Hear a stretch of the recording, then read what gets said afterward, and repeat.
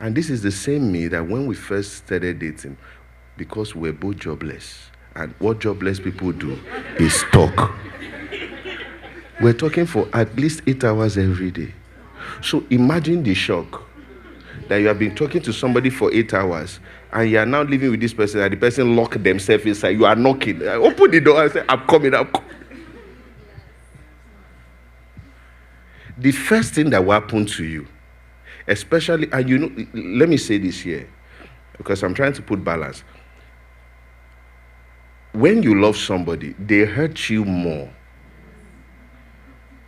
than somebody that you don't love, even though they did the same thing.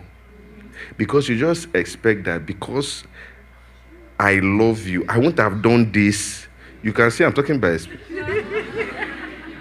Are you getting what I'm saying?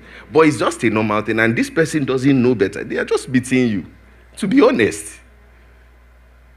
You know, that dating period, you know, you are very tolerant. But when you enter that house, bam, and they remove those things, you see the real person. You now have to start making it clear that, yo, okay, I know I said that was okay, but really, I don't rule like that.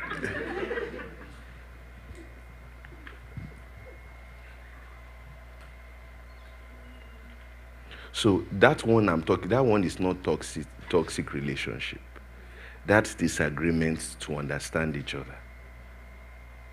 The first 6 months, the first 1 year, yeah, there will be, you know, here and there, you know, what are you saying? You are trying to understand each other.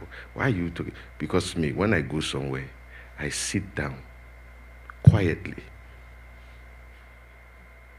And the way my mom brought us up, before we go for, my mom is like my wife.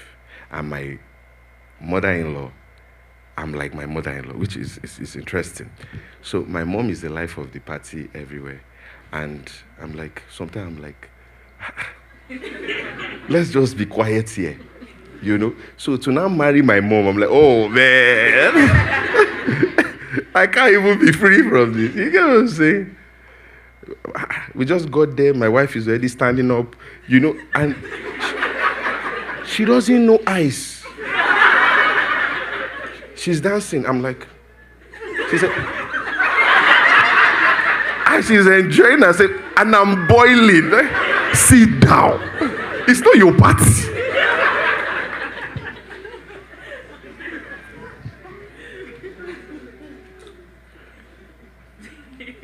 In my entire life, I don't think I've gone to 6 parties.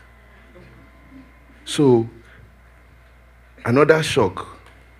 When I got married, my wife is friends with everybody. And her dream is that everywhere she goes, her husband will follow. So I said, I'm not going. Why?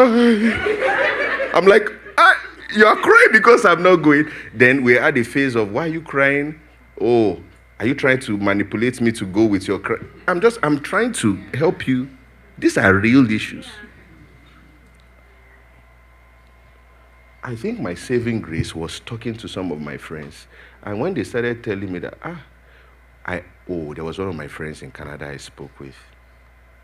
I was talking about my wife. He now continued from where I stopped. He started describing my wife to me. I said, are you a prophet? He said, the reason why I know is because I am your wife in my marriage. You are my wife in my marriage. I said, you are a wicked person. But for the first time, I was hearing my wife from another person, and I was understanding why she was that way. I left that conversation knowing that the grass is not greener on the other side. If I drop this one now, I will start that process again with another person. And by the way, it is statistically proven that if you divorce once, you have a 48% chance of divorcing the second time.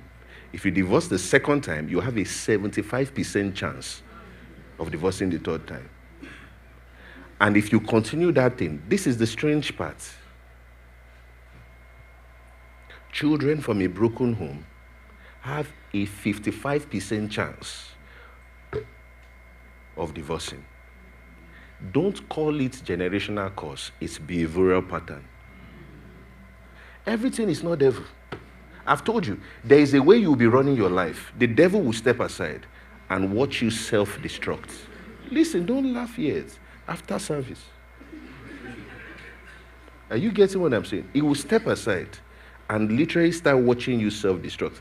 Because the way you are doing it, he won't have done it better.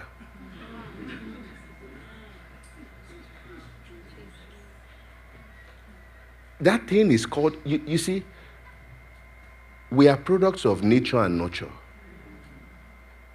There are some things you will pick up by sin and you will normalize. But those things they are self-destructive component. Don't worry, we're here.